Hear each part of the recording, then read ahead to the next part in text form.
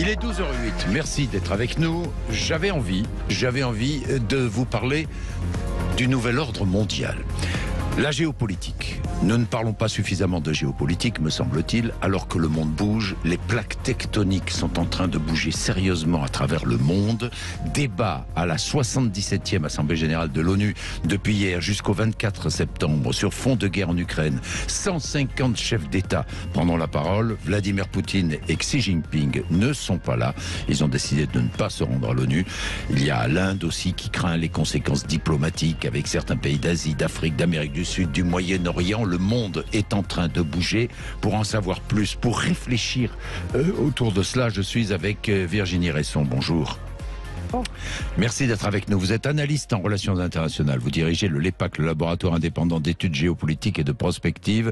Et vous avez écrit en 2038. Vous avez écrit aux éditions Robert Laffont 2038, Atlas des futurs du monde.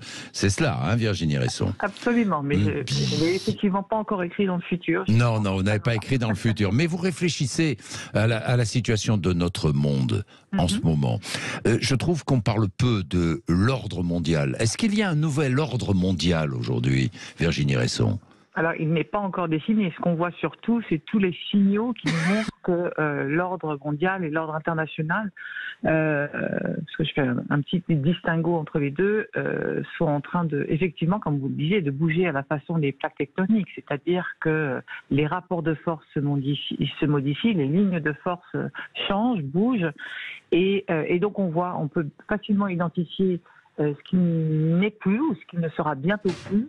Et en revanche, il est encore difficile de voir ce qu'il va émerger de tout ça. Quel ordre? On sait qu'il ne ressemblera pas à celui des 70 dernières années. Maintenant, c'est encore très difficile d'affirmer ce qu'il va être. Oui, ce que je regarde, il y a le monde occidental qui est bien défini, hein, Virginie Resson? Oui, absolument. Bien. Alors, il est bien défini avec... mais il est en train de bouger aussi, puisqu'on voit bien qu'au sein de l'Europe, il y a des élections qui font évoluer la configuration européenne. On voit que les Européens qui sont en train de se replacer, enfin de revenir en Europe à la faveur de la guerre en Ukraine, mais en même temps qui sont très affaiblis au niveau intérieur, enfin politique intérieure. Donc même au sein même de l'Occident, il y a des choses, ça bouge beaucoup. Oui, ça bouge beaucoup au sein même du monde occidental, donc avec effectivement des positionnements différents sur certaines questions. Face à ce monde occidental, à ce bloc occidental, si je puis dire, il y a deux hommes qui sont en train d'essayer d'être en quelque sorte les têtes de proue de l'anti-Occident. Vladimir Poutine et Xi Jinping, finalement, qui sont en rivalité. Oui ou non? En rivalité et en complémentarité, parce qu'en fait, ils ont besoin l'un de l'autre. Ils ont besoin l'un de l'autre politiquement. On le voit bien sur le conflit en Ukraine, avec Poutine qui va chercher régulièrement le soutien de Xi Jinping. Ils ont besoin, l'un a besoin des ressources de l'autre de la main-d'œuvre peut-être, ou du marché du premier, et surtout de l'énergie du premier, parce que la Chine a besoin de l'énergie russe, mais aussi d'ailleurs plus que de l'énergie. Hein, si on regarde la région frontalière, c'est des ressources russes en général pour maintenir son développement. Oui. Poutine a absolument besoin du soutien diplomatique de Xi Jinping. Donc, et d'ailleurs, c'est ce qui s'est joué la semaine dernière. C'est assez intéressant de voir que la réunion de l'Assemblée générale se tient juste au lendemain d'un sommet de l'Organisation de la coopération de Shanghai, où Poutine était présent, tout comme le président chinois, le président indien, qui seront absents, comme vous l'avez souligné, qui seront absents à New York, et où ils ont rencontré aussi le président iranien, turc. Donc on voit bien qu'il y a là effectivement une reconfiguration et une volonté de ces grandes puissances, enfin de ces puissances émergentes, d'indiquer à l'Occident qu'ils ne sont plus, ils ne suivront plus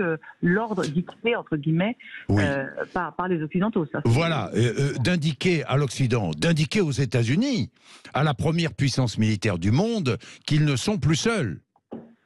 Absolument, absolument. Et alors, il faut aussi noter qu'il y a un troisième camp quand même dans tout ça. Voilà, il y a un troisième camp. Et dans ce troisième camp, on a les pays d'Asie, d'Afrique, comme l'Afrique du Sud, des pays du Moyen-Orient, d'Amérique du Sud. Alors c'est un groupe très hétérogène, hein, qui est surtout représenté par l'Inde, qui dit qu'ils ne veulent pas choisir leur camp, parce qu'ils s'inquiètent évidemment des conséquences diplomatiques. Des non-alignés, on a toujours parlé de non-alignés. Oui, oui, oui. Alors, c'est plus le même non-alignement qu'auparavant, puisque on n'est plus dans la guerre froide, mais c'est effectivement un groupe de non-alignés et qui redoutent évidemment les conséquences non seulement diplomatiques, mais aussi alimentaires ou énergétiques de la guerre en Ukraine et plus généralement du désordre, enfin de la rupture avec l'Occident. Donc, consommer complètement la rupture, c'est aussi prendre des risques. Donc, c'est compliqué. Alors, est-ce qu'on peut parler aujourd'hui de constitution d'un nouvel ordre mondial ou aujourd'hui de désordre mondial? Un peu les deux. Ce qui est intéressant, moi j'aurais du mal à vous répondre de manière catégorique. En revanche, alors, certainement un monde multipolaire. Pour l'instant, un monde multipolaire, oui. Bon, ça mais ça peut être transitoire. En revanche, ce qui est intéressant, c'est de se poser la question de savoir sur quoi le nouvel ordre ou les nouveaux ordres, si tant est qu'on peut dire un nouvel ordre, sur quoi autour de quoi ils vont se réorganiser. Oui. On voit bien qu'il y a la première ligne de force, c'est évidemment l'énergie. Et c'est tout ce qui est en train de se jouer aujourd'hui autour de la guerre en Ukraine et de savoir parce que ça souligne évidemment les dépendances énergétiques des uns et des autres et ça détermine donc aussi des rapports de force stratégiques. Mais il n'y a pas que l'énergie, il y a aussi les ressources minérales. Et là, je pense évidemment à l'Europe qui est particulièrement dépourvue de ressources minérales, de terres rares, par exemple, de cobalt, de tungstène, de lithium. Et donc, il y a besoin de ces ressources. Alors, ces ressources, quand on regarde où est-ce qu'elles sont, elles sont beaucoup en Asie, par exemple. Elles sont beaucoup en Chine, où elles sont dans des pays qui ne sont pas forcément stables. Je pense au Congo. Donc ça, c'est une autre ligne de force. On a besoin aussi d'eau. On voit bien avec la sécheresse en Europe aujourd'hui à quel point, et pas seulement, les États-Unis, dans certains pays des États-Unis, on voit bien que la ressource en eau devient de nouveau une ressource stratégique. Et pour la Chine, n'en parlons même pas. La Chine est extrêmement dépendante de l'eau qui vient du Tibet et donc de ses rapports aussi avec l'Inde.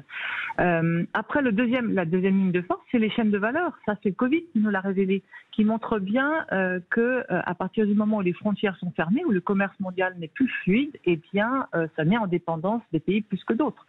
Et on l'a mesuré aussi avec Taïwan, la sécheresse à Taïwan, qui a donc limité les quantités d'eau nécessaires pour produire des composants électroniques. Et c'est toute l'industrie informatique qui s'est trouvée quasiment en panne de ressources l'hiver dernier. Donc c'est une deuxième. Et puis bien sûr, il y a la question climatique, qui est une troisième ligne de force, et surtout les conséquences de ces enjeux climatiques et environnementaux qui peuvent potentiellement affecter fortement l'Inde, le Japon, Taïwan, la Californie avec les incendies, l'Europe, et tout ça, ça a un coût extrêmement important.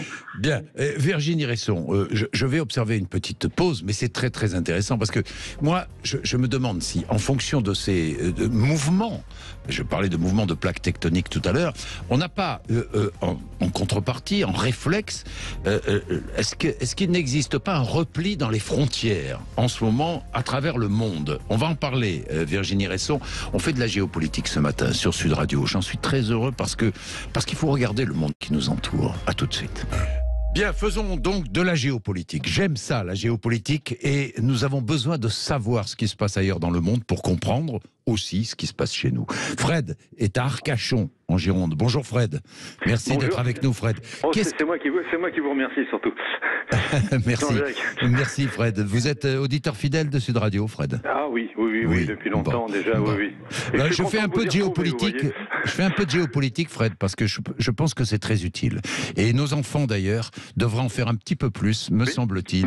On devrait leur apprendre le monde, parce que c'est le meilleur moyen de comprendre ce qui se passe chez nous, bien souvent. Fred, qu'est-ce qui vous inquiète?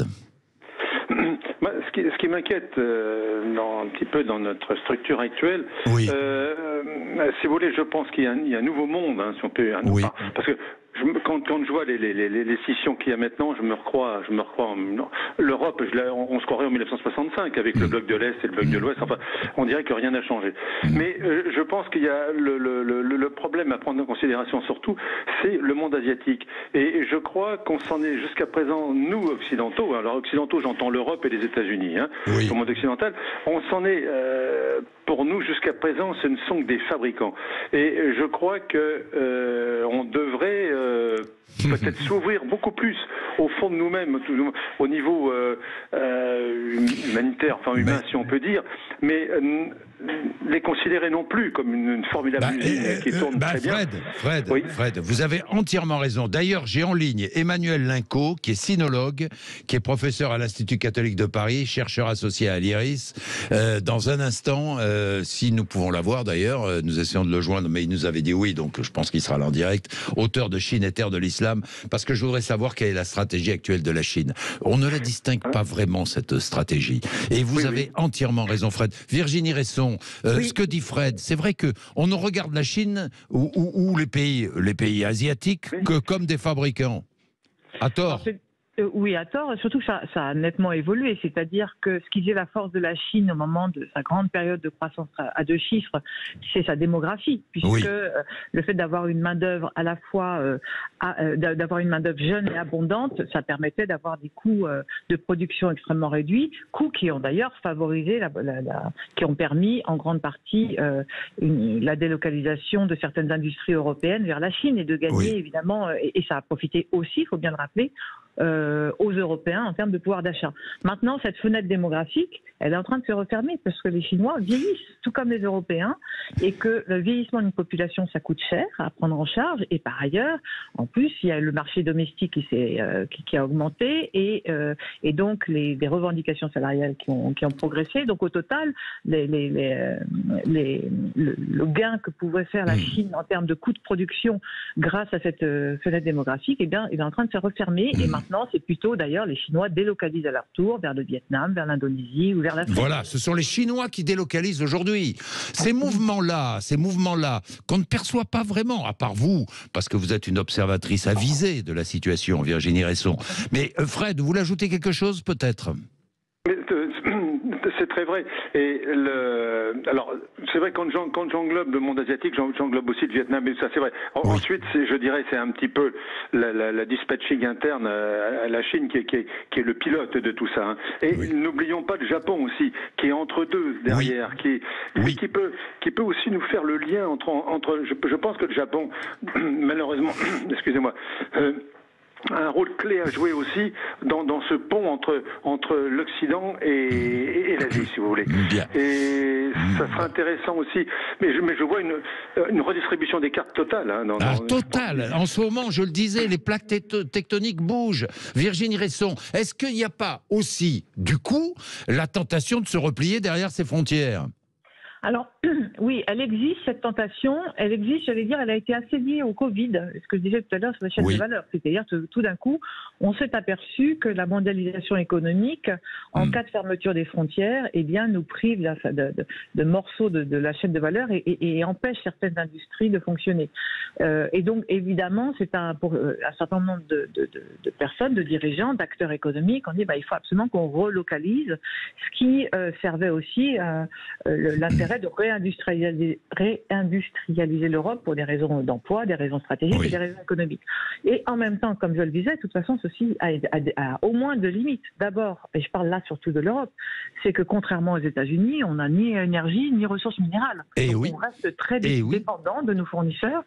Et puis la deuxième chose, c'est que les problématiques, qu'elles soient la prolifération nucléaire, qu'elles soient le cyberterrorisme, quelles soient les questions liées à la cybersécurité, ou qu'elles soient évidemment liées au réchauffement climatique, ce sont des problématiques qui ne peuvent être gérées qu'à l'échelle internationale. Donc le repli, à l'heure où tout est digitalisé et où l'important... Le repli est dangereux, Virginie Resson ? Mais en tout cas, pour des régions comme l'Europe, il est inconcevable. Inconcevable. Donc après, c'est l'art de gouverner, c'est vraiment ça. C'est précisément de défendre les intérêts stratégiques, mais défendre les intérêts stratégiques, c'est aussi les échanges. Enfin, on n'est pas dans un monde, de troc. On est vraiment dans un monde où les échanges sont fondamentaux pour l'économie mondiale. Donc c'est un équilibre qui est en train qu'il faut retrouver. Et il y a des pays pour lesquels c'est particulièrement complexe, et en particulier les pays européens qui sont certains pays européens, on le voit bien dans l'expression des électeurs en Italie ou en Hongrie, auparavant au Royaume-Uni, il y a cette tentation du repli. Mais c'est pour l'instant, c'est un repli qui n'est pas accessible stratégiquement. Donc c'est compliqué. Merci Virginie Resson pour votre analyse. Merci. Vous êtes analyste en relations internationales. Vous dirigez le LEPAC, le laboratoire indépendant d'études géopolitiques et de prospective. Vous avez écrit aux éditions Robert Laffont 2038 l'Atlas des futurs du monde et j'invite tout le monde à l'ouvrir. D'ailleurs cet atlas. Merci. 12h26. Merci de nous avoir accompagnés ce matin sur Sud Radio.